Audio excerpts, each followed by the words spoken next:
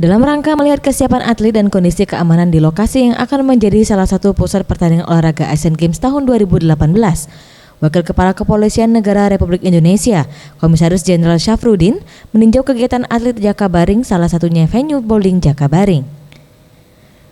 Pemusatan latihan atlet Indonesia sejak beberapa bulan terakhir hingga Juli 2018 melakukan uji laga atau tryout pertandingan di luar negeri, seperti yang dilakukan atlet bowling Indonesia yang menjalani pemusatan latihan di Palembang yang baru saja pulang dari Amerika Serikat untuk melakukan uji laga.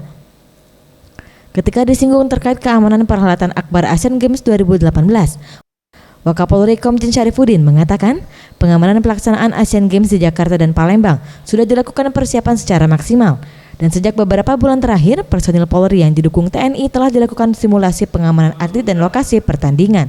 Pengamanan sudah dilakukan simulasi ya oleh Kapolda, ya, Mabes Polri, tentu aparat terkait, TNI, ya, pemerintah daerah, ya, sudah melakukan simulasi-simulasi untuk lebih komprehensifnya sebuah pengamanan dalam Olimpik apa saja, ya.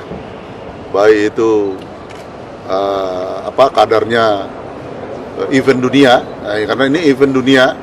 Asian Games itu 2/3 ya, event dunia, hampir 2/3 ya, karena negara Asia itu sekitar 60 negara, dan kontingen negara-negara yang akan datang yang sudah firm itu 46 negara.